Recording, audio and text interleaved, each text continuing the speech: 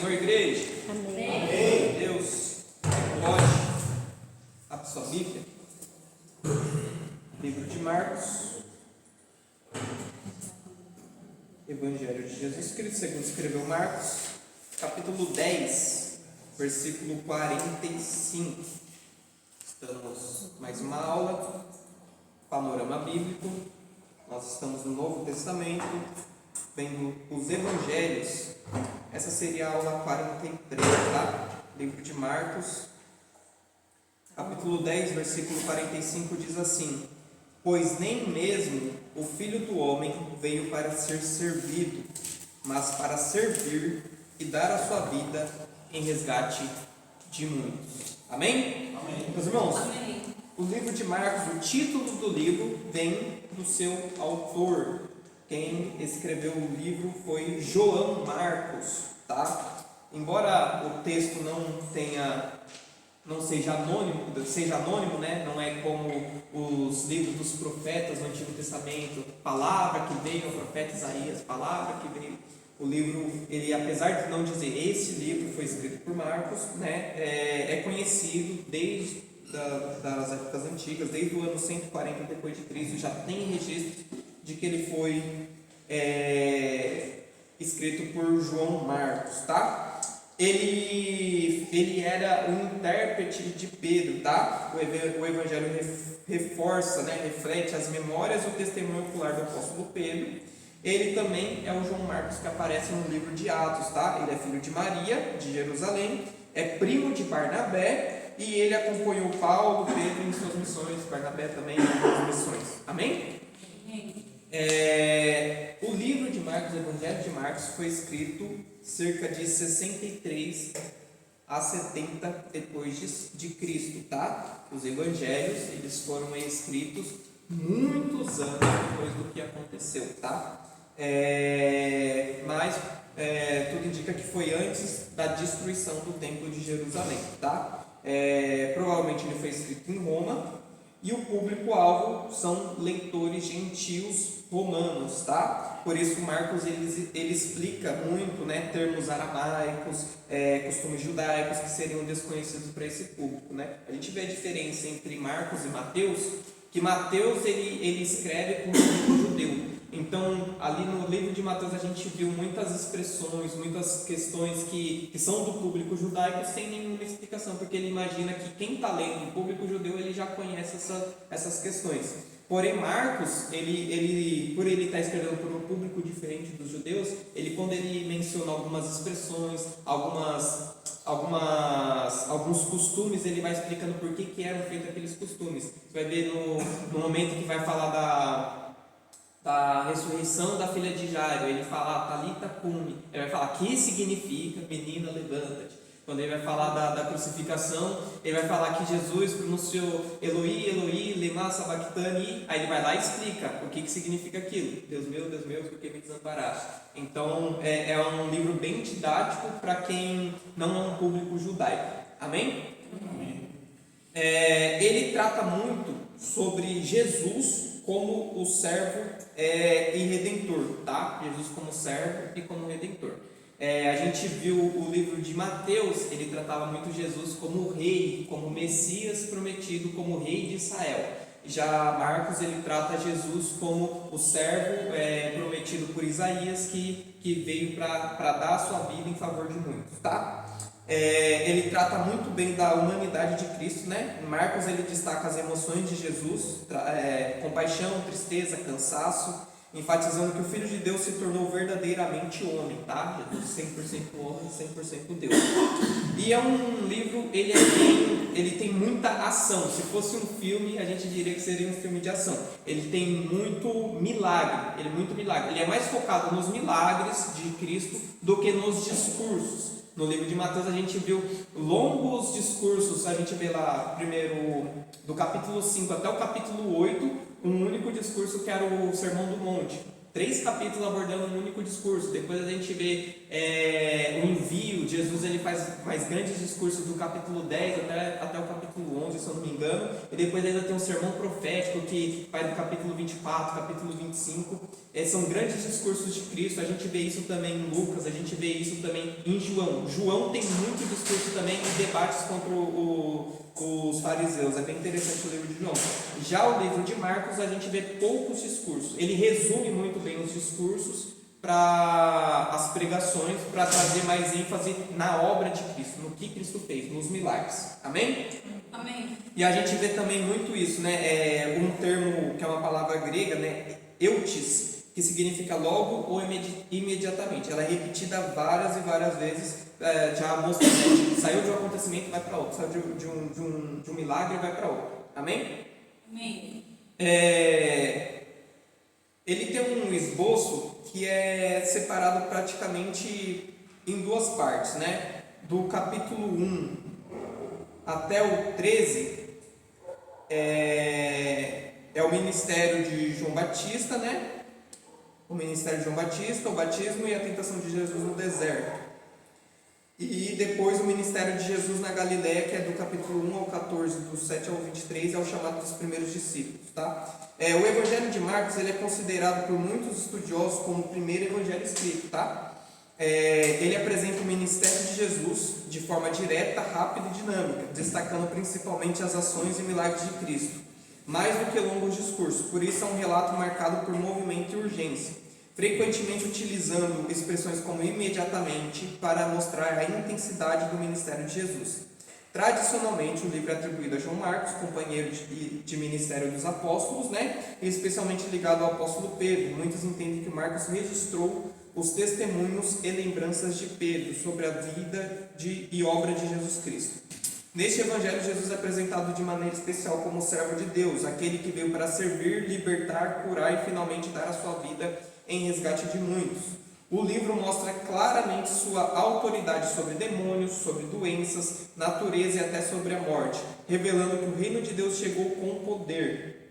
Ao mesmo tempo, Marcos destaca o contraste entre a fé de alguns e a incredulidade de outros, mostrando como diferentes pessoas reagiram à presença e aos ensinamentos de Cristo. Assim, o Evangelho convida o leitor não apenas a conhecer quem Jesus é, mas também a decidir como responder. É interessante isso. No capítulo 1, a gente já vê, o Evangelho começa com a preparação do caminho do Senhor, através de João Batista. Do capítulo 1, versículo 2 ao 8, né? Jesus ele é batizado no Jordão e recebe a confirmação do Pai, né? Quando o céu se abre e diz: Tu és meu filho amado, em quem tenho prazer. Diferente do livro de Mateus e de Lucas, que começa o livro com a genealogia de Jesus, né, do nascimento e tal. O livro de Marcos ele já começa no ministério de Jesus, tá? Do versículo 9 até o 11 é o momento que Jesus ele é tentado, né? Ele, após ser tentado no deserto por Satanás, aí começa o versículo 12 e 13, Jesus inicia seu ministério na Galileia anunciando: o tempo está cumprido e o reino de Deus está próximo, arrependam-se, né? Marcos capítulo 1, versículo 14 e 15, ele chama os primeiros discípulos. Capítulo 16 ao 20, ele ensina com autoridade. Capítulo 21 e 22, ele expulsa um espírito imundo. E do 23 ao 28, ele cura a sogra de Pedro. Do 29 ao 31, ele cura muitos e muitos enfermos. É bem interessante como o texto ele fala isso, né? E do 32 até o 34 ele também purifica um leproso. Como eu disse, né? O livro de Marcos ele é muito focado em milagre. A gente vai ver muito milagre um atrás do outro no livro de Marcos. Capítulo 2, que é muito lindo, capítulo 2, ele começa com a cura, né, do paralítico, né, que é levado, descido pelo teto da casa, levado por 4 amigos, né? E é bem interessante, teologicamente falando disso, que Jesus ele já se declara como Filho de Deus ali. Ele revela que ele tem poder não só para curar, porque ele já tinha curado muitos no capítulo 1, mas no capítulo 2, ele mais do que curar, ele ainda mostra que ele veio para perdoar pecados. Estou aqui que os fariseus, né, começam a resmungar, né? quem é esse, né, que perdoa pecados? Se não existe só um que pode perdoar pecados, que é Deus. Então Jesus, ele vai lá e repreende os fariseus, né? Ele diz, né, o que é mais fácil? Eu dizer para eles, seus pecados estão perdoados, né? Eu dizendo, né, se vocês acham que eu estou mentindo, que eu perdoo pecados, é fácil falar e não acontecer nada. Agora, se eu dizer para ele, levanta e anda, o que vocês vão falar? Então ele diz, então ele diz, né, em nome de Deus, seus pecados são perdoados, levanta-te, toma o teu leito e anda. Amém? Amém. Revela sua autoridade divina e revela também que ele o poder divino e a autoridade divina. Amém? Do versículo 13 até o 17 ele chama Levi, né? Mateus, para segui-lo, né? E do versículo 18 ao 22 ele causa escândalo entre os religiosos por comer com pecadores. Em seguida ele responde perguntas sobre o jejum, né? É bem interessante, né?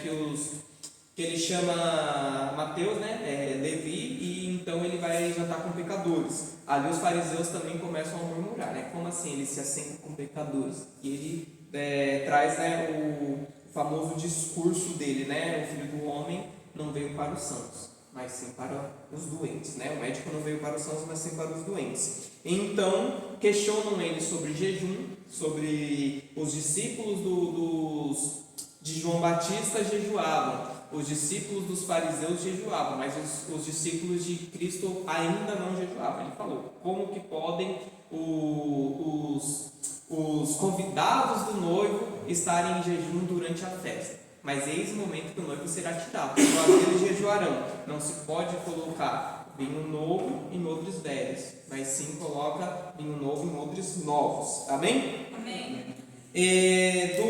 Do 23 ao 28, ele ensina sobre o sábado, ao permitir que os discípulos colham espigas, né, afirmando o Filho do Homem é Senhor também do sábado, né? Explica muito bem por que nós não guardamos o sábado hoje, tá? No capítulo 3, a gente vê um grande crescimento no ministério de Jesus, né? Ele cura um homem com a mão ressequida no sábado, do versículo 1 ao versículo 6, que leva fariseus herodianos a conspirarem contra ele, e multidões passam a segui-lo por causa dos milagres. Do versículo 7 ao versículo 12, Jesus escolhe os 12 apóstolos, né? Ele termina de escolher os 12 apóstolos, né? Do 13 ao 19, os escribas o acusam de expulsar demônios pelo poder de Beelzebul. Do 20 ao 30, Jesus ensina sobre o reino dividido, né? O capítulo termina com Jesus declarando quem é a sua verdadeira família, aqueles a quem fazem a vontade de Deus, versículo 31 ao 35. Capítulo 4, a gente vê parábolas, tá? Jesus ensina através de parábolas, começando pela parábola do semeador, do versículo 1 ao 9, depois explicando seu significado aos discípulos, do versículo 13 ao 20. Ele fala sobre a candeia que não deve ser escondida, né? Vós sois a luz do mundo, não se pode esconder uma candeia sobre o cesto, né? Também como não se pode esconder uma cidade edificada sobre os montes, né? Do versículo 21 ao 25. E sobre a semente que cresce sozinha, é bem interessante essa parábola, e sobre o grão de mostarda, né? O reino do céu é semelhante a um grão de mostarda, que começa pequeno, mas depois cresce muito, assim também é a nossa fé. Do versículo 30 ao 32, e do versículo 35 ao 41, o capítulo termina com Jesus acalmando uma tempestade no mar, né? Mostrando que ele é Senhor também da natureza. Amém? Do capítulo 5, a gente já começa o capítulo com Jesus libertando um endemoniado, né, o endemoniado gadareno, que é possuído por uma legião de demônios, do capítulo 1, do versículo 1 ao versículo 20, tá? E em seguida, do versículo 25 ao 34, ele cura uma mulher que sofria de fluxo de sangue havia 12 anos, né? E logo depois ele ressuscita a filha de Jairo, né, o chefe da sinagoga, do versículo 21, do versículo 35 ao 43, mostrando a autoridade dele até mesmo sobre a morte, tá? Jesus já mostrou sua autoridade sobre enfermidades, sobre a natureza, sobre os demônios, sobre os espíritos malignos, e agora também sobre a morte. Capítulo 6. Jesus é rejeitado em Nazaré, né? Pelos seus próprios parentes, conhecidos. Do versículo 7 ao 13, ele envia os 12 discípulos para pregar. Do versículo 14 ao 29, o capítulo relata também a morte de João Batista. E depois Jesus realiza a multiplicação dos 5 pães e 2 peixes, versículo 30 ao 44, e anda sobre o mar, no versículo 45 ao 52. E muitos enfermos são curados quando tocam nele, do versículo 53 ao 56. Capítulo 7. Jesus confronta os fariseus sobre tradições humanas que anulavam a palavra de Deus, do versículo 1 ao versículo 13.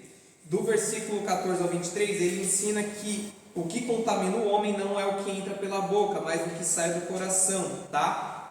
Tradições judaicas e também o que, até mesmo o que estava na lei sobre alimentos puros, alimentos impuros, comer com a mão suja, sem se lavar antes, tal, tudo isso. Jesus ele anula toda essa tradição, dizendo que o que entra na boca do homem não contamina, mas o que sai do coração isso que contamina, dizendo que os fariseus estavam preocupados com o que as pessoas estavam comendo, mas não estavam preocupados com o veneno que estava saindo da boca deles mesmos. Amém? Versículo 24 ao 30, ele atende ao pedido da mulher Sirofenícia, né, e liberta a sua filha, né, aquela mulher que vem clamando, né, atrás de Jesus, e Jesus diz, né, não se deve dar pães aos cachorrinhos, e ela, na fé dela, ela fala, né, mas também os cachorrinhos comem das migalhas que caem da mesa dos seus senhores, né. É bem interessante isso daí, né, que ela estava dizendo. Você veio para os judeus, mas os judeus não estão recebendo seus milagres, eles estão te criticando. Mas a migalha que cai, aquilo que dá para respingar sobre minha vida, eu creio que é o suficiente para curar minha filha. Glória a Deus. Capítulo 8. Jesus realiza a segunda multiplicação de pães, né? Do versículo 1 ao versículo 9. Do versículo 10 ao 13, os fariseus pedem um sinal. Do versículo 14 ao 21, Jesus alerta sobre o fermento dos fariseus. É bem interessante que os discípulos começam a se questionar: será que é porque a gente esqueceu o pão? Não, ele está falando da doutrina dos fariseus. Do versículo 22 ao 26, ele cura um cego em 2 etapas, né? Aquele que ele pede para lavar. Então, do versículo 27 ao 30, Pedro declara, né, tu és o Cristo, o Filho do Deus vivo. E do versículo 31 ao 33, depois Jesus anuncia pela primeira vez a sua morte e ressurreição, e chama os discípulos a tomarem a sua cruz, né? Ele fala, eis que o Filho do Homem será traído, será crucificado, e vocês também, quem querem seguir, tomem a sua cruz. Negue-se a si mesmo, né? Capítulo 9, Jesus é transfigurado diante de Pedro, Tiago e João, do versículo 1 ao versículo 13, e depois ele desce do monte e liberta, né, um menino possesso, cujo pai clama, né, creio, ajuda-me na minha incredulidade, né? É uma lição bem forte sobre fé, porque Jesus estava no monte com Pedro, Tiago e João. Lá eles têm a transfiguração, aparece Elias, aparece Moisés. Pedro ainda fala, né, Senhor, que nós possamos construir tendas aqui, vamos morar aqui no monte, ao monte da revelação, vamos fazer a tenda da revelação aqui, vamos morar aqui. E aí quando eles descem do monte, os outros discípulos, os outros 9 discípulos estavam lá cuidando do povo. E aí tem lá uma família, um pai e um filho endemoniado, com um demônio que deixava o filho mudo, lançava ele na água, lançava ele no fogo, queria matar o menino, o demônio. E aí os discípulos de Cristo não conseguiram expulsar esse demônio. Aí o pai desse menino, vendo Jesus, vai lá e fala, se é que você pode, cura o meu filho, se é que você pode, expulsa esse demônio. Então Jesus vai lá e reverte para ele, se é que tu podes, tudo pode aquele que crê. Então ele reverte, a responsabilidade não é minha de curar o seu filho, a responsabilidade é sua de ter fé. Então o homem ele vai lá e fala, então Senhor, me ajuda na minha falta de fé. Aí Jesus vai lá e fala: se vocês tiverem fé como um grão de mostarda, digam a esse monte, lança ali daqui até lá, e assim acontecerá. A nossa responsabilidade é ter fé, irmãos, porque a mão de Deus está pronta para operar. Glória a Deus. Os céus estão prontos para derramar bênços sobre nossas vidas. O nosso Senhor Jesus Cristo, o Pai, o Filho e o Espírito Santo não pouparam nada. Eles se entregaram na cruz do Calvário para suprir ao nosso perdão de pecados, para levar sobre si as nossas enfermidades, as nossas dores. Então basta a gente ter fé para acessar esse lugar de milagre. Amém? Amém. Do versículo 30 ao 32 ele anuncia novamente a sua morte. Do 33 ao 37 os discípulos discutem quem seria o maior. E Jesus ensina sobre humildade e serviço, né? Aquele que quer ser o primeiro, que seja o último. Aquele que quer ser o maior no reino, esse que se ponha para servir os seus irmãos, pois o Filho do Homem não veio para ser servido, né? Mas para servir e dar sua vida. Capítulo 10, Jesus ensina sobre casamento e divórcio, do 1 ao 12. Do versículo 13 ao 16, ele abençoa as crianças. Do versículo 17 ao 31 é o encontro com o jovem rico, né, que revela o perigo das riquezas, não só das riquezas, mas de alguém que tem um coração nas riquezas, né? Do versículo 32 ao 34, Jesus anuncia pela terceira vez a sua morte. Jesus anunciou sua morte várias e várias vezes, e mesmo assim, quando ele foi para a cruz, eles desacreditaram, eles fugiram, eles correram, né? Esqueceram, né? Nosso problema não é fé, nosso problema não é milagre, não é sinais, nosso problema é de memória.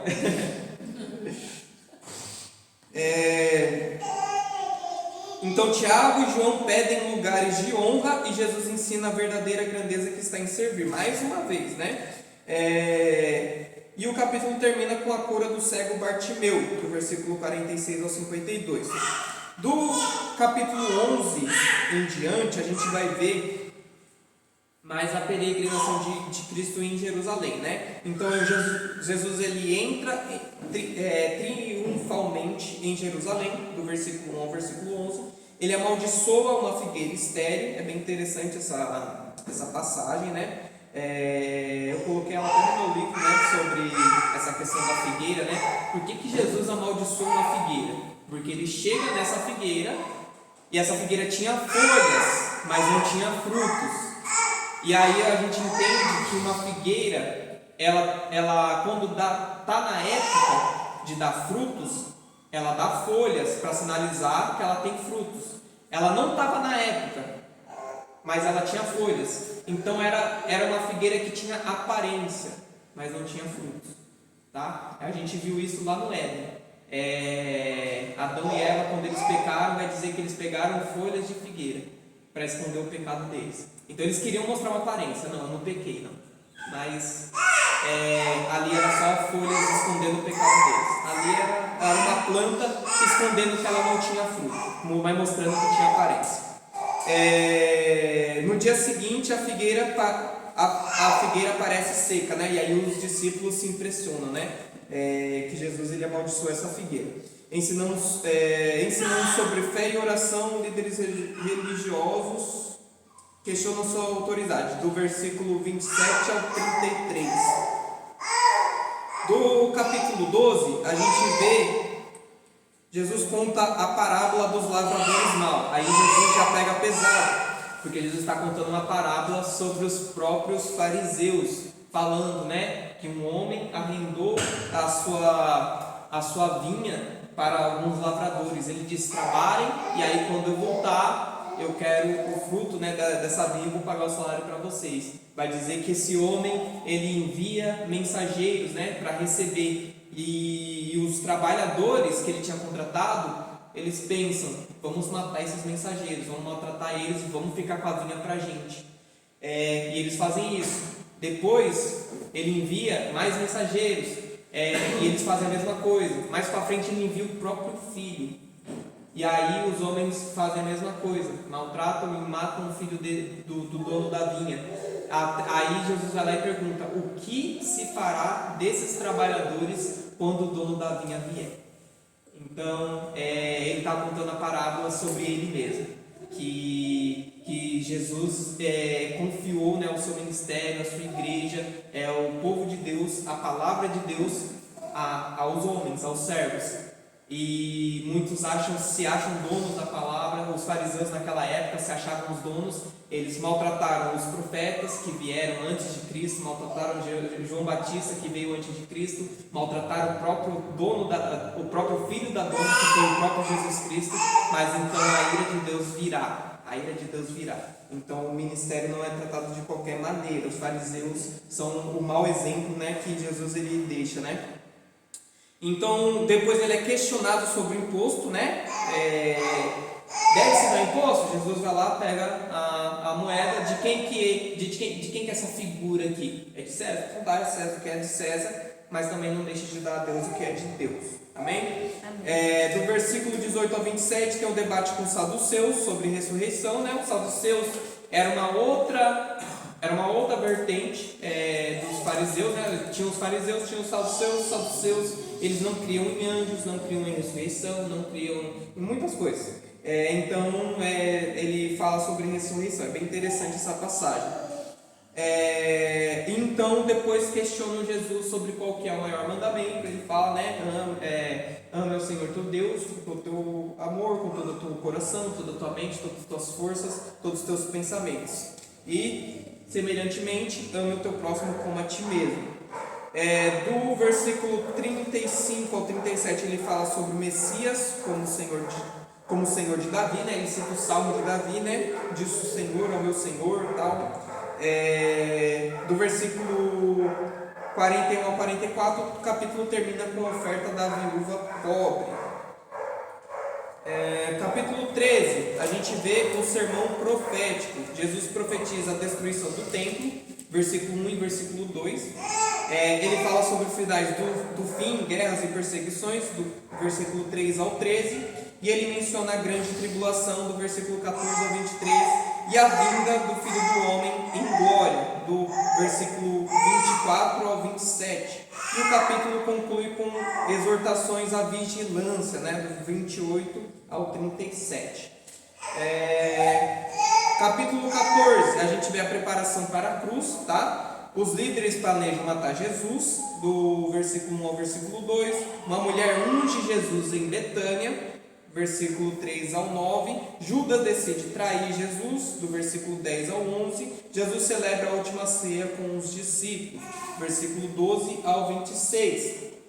Depois, no Getsemane, ele ora em profunda angústia, do versículo 32 ao 40. Do 32 ao 42 é bem interessante esse episódio em Marcos. Parece que ele coloca mais ênfase nos sentimentos de Jesus do que os outros evangelhos. Do 43 ao 52 Jesus é preso, julgado pelo Sinédrio. E dos 53 ao 65 Pedro nega 3 vezes, tá? E no capítulo 15 é a crucificação. Jesus é levado diante de Pilatos, do 1 ao 15, é zombado pelos soldados, do 16 ao 20, depois é crucificado no Gólgota, do 21 ao 32. Às 3 da tarde, Jesus morre.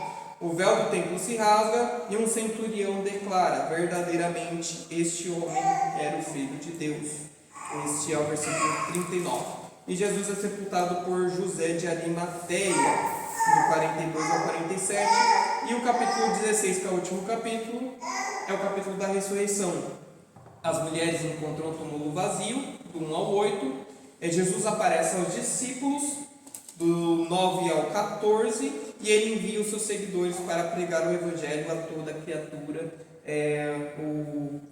o ID, né? Do 15 ao 18. E o livro termina com a ascensão de Cristo e os discípulos pregando com os sinais que confirmam a palavra, 19 ao 20, tá? Voltando. Principalmente, o que a gente vê no livro de Marcos? Jesus como servo, né, de Deus. Marcos apresenta Jesus principalmente como servo que age. Diferente de outros evangelhos que enfatizam longos discursos, né? Marcos destaca as ações de Cristo, curas, libertações e milagres, né? O versículo-chave resume isso, né? O Filho do Homem não veio para servir, mas para ser... Não veio para ser servido, mas para servir.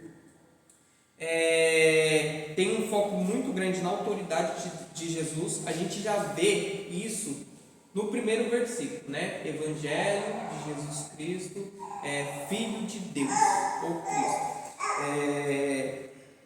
O ensino de Cristo, né? Demonstrando a autoridade sobre, né? O ensino no capítulo 1, versículo 22, sobre os demônios, capítulo 1, versículo 27, sobre as doenças 1, 34, sobre a natureza, no 4:39, sobre os pecados, do capítulo 2, versículo 5 ao 12, sobre a morte, do capítulo 5, 41, 42. O segredo messiânico, é bem interessante isso. Marcos frequentemente mostra Jesus ordenando silêncio sobre a sua identidade. Vários milagres que Jesus fez, principalmente no início do ministério, a gente vai ver lá no capítulo 1, ele fazia um milagre e pedia para pessoas guardarem o segredo. Interessante que hoje ele pede para a gente pregar e a gente guarda o segredo, né? A gente não vai e prega, né? A gente tem muita oportunidade de falar de Jesus, que ele faz milagre, que ele cura, que ele restaura, que ele ressuscita os mortos, que grandes obras ele tem, que ele salva, e muitas vezes a gente esquece de falar de Jesus, né? Já as pessoas lá de Jesus falam, não fala, não contem, eles iam lá, não aguentaram, iam lá e testemunharam. Aí isso impediu um pouco o ministério de Jesus, que quando ele chegava em algumas cidades, as multidões já apertavam ele. O discipulado é o curso de seguir Jesus, né? O Evangelho enfatiza que seguir Jesus envolve renúncia e sofrimento, né? Os discípulos muitas vezes não compreendem plenamente quem Jesus é, mostrando o processo de aprendizado do verdadeiro discipulado, né? E o caminho da cruz, né? A partir de Marcos 8:31, o foco do Evangelho se volta claramente para a morte e ressurreição de Jesus, com 3 anúncios da paixão, né? 8:31, 9:31 e 10:33, 34, né? O Evangelho de Marcos, ele é o mais curto dos evangelhos, 16 capítulos, né? E 678 versículos, sendo o mais breve, né? Ele também é o mais antigo, é o primeiro a ser escrito. Grande parte dos estudiosos consideram Marcos o primeiro evangelho escrito, servindo de fonte para Mateus e Lucas, por isso que são sinóticos, tá? Eles servem de fonte. Ele tem uma linguagem dinâmica, a palavra grego etis, né, imediatamente, aparece mais de 40 vezes, dando um ritmo rápido ao relato, tá? Público gentil, provavelmente romano, né? Marcos explica costumes judaicos, traduz expressões aramaicas, indicando que escrevia para leitores não judeus. E tem poucas genealogias, né? Diferente de Mateus e Lucas, Marcos não relata o nascimento de Jesus, começando diretamente no ministério público. E é uma possível autobiografia de Marcos, tá? Muitos estudiosos entendem que o jovem que fugiu nu, lá em Marcos, capítulo 14, 51 e 52, pode ser o próprio Marcos, tá? Bom, irmãos, tem bastante informação lá no material didático. Depois vocês dão uma olhada, tá? Depois vocês dão uma checada, amém? Amém. Tem bastante coisa interessante lá. Só para concluir aqui, o Evangelho de Marcos apresenta Jesus de forma clara e dinâmica, como o Filho de Deus que veio para servir da sua vida em resgate de muitos. Ao longo do livro vemos Cristo manifestando autoridade sobre doenças, demônios, natureza, até sobre a morte, enquanto ensina que o verdadeiro caminho do reino passa pela humildade, serviço e entrega. Ao mesmo tempo, Marcos mostra o contraste entre fé e incredulidade, revelando que muitos testemunharam os milagres de Jesus, mas nem todos compreenderam quem ele realmente era. Por isso o Evangelho conduz o leitor a uma decisão: reconhecer Jesus como Cristo e segui-lo de maneira verdadeira. Assim, a mensagem final do livro aponta para a cruz e a ressurreição, mostrando que a vitória de Cristo sobre o pecado e a morte é o fundamento da fé cristã e o centro da proclamação do Evangelho. Amém, irmãos? Amém. Essa foi a aula de hoje. Esse foi o livro de Marcos. Até a próxima aula. Deus abençoe a todos.